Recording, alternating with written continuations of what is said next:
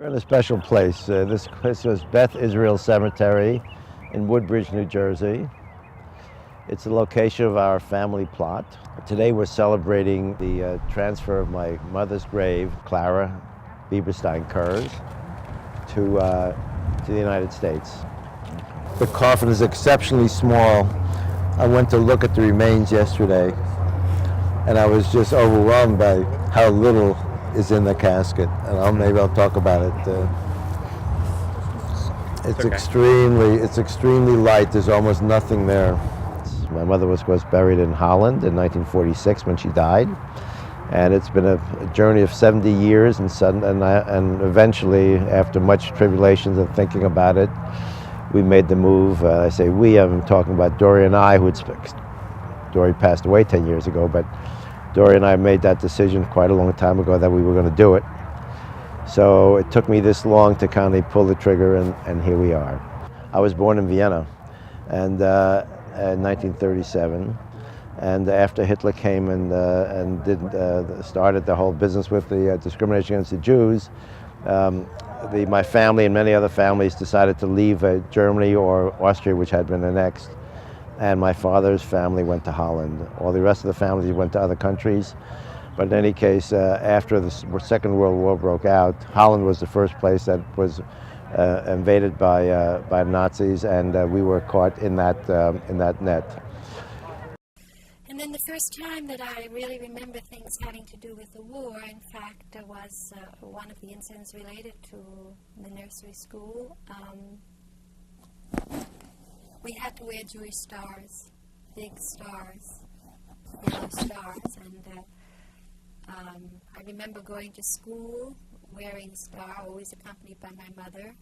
And I remember one time in the nursery school that there was an air raid, and they sent us home from the nursery school, and they rushed us through the streets, and they covered our clothing up so that the Jewish star wouldn't get to be seen.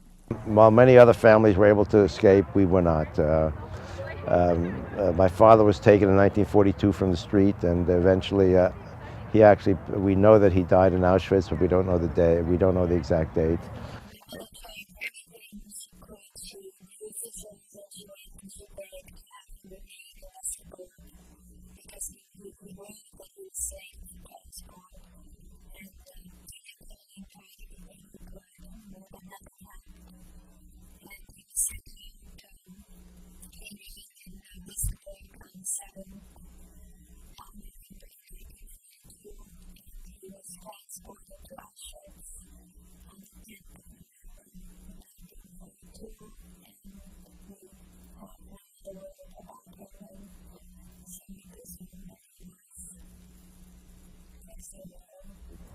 My mother, my sister, and I, Dory is my sister, a year later, we were taken to Westerbork first in a nighttime raid, and then they cleaned out the Jewish neighborhood night by night, different blocks. We knew when we were going to be, we pretty much knew, my mother kind of knew when it was going to happen, but she made hiding places in walls for us to stay when that did happen. So, in fact, that's how it transpired.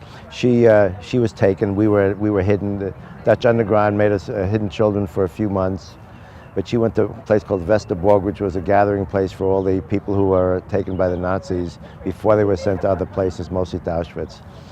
So my mother had heard that, in fact, that there was a process of exchange Jews for either trucks or German nationals that the British had gathered in the Middle East. She somehow got her name put and with us on that list. And when the train was supposed to leave for the exchange process, my mother had to notify the Underground to bring us back into Westerbork.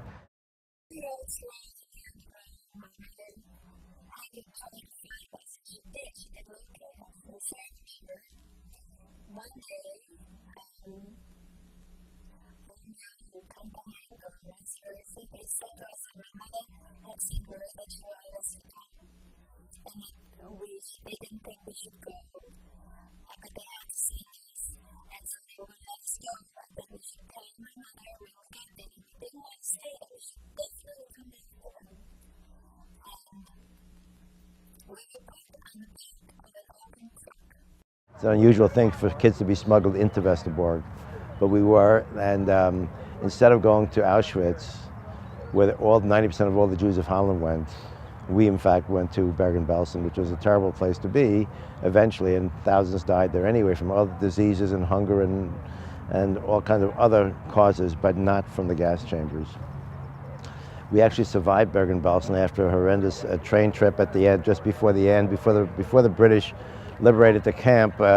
They put thousands of Jews on trains to try to get them interior to Germany to save them somehow, maybe for ransom purposes. Who knows why they did it? But we were on that train, and that train about many thousands died. But we even survived the train 14 days and nights without any food, water, or any other conditions that humans need. But we survived, and the Red Cross eventually brought us back into Holland. So we were liberated in 1945, the end of the war, and in June, and we got back to Holland in July. And my mother, who was terribly ill even before we were put on the train, she survived the train also, and my sister, at 10 years old, I was 9, she was 9 and I was 8, nursed her back to health, at least strong enough so that she could survive the train ride back to Holland.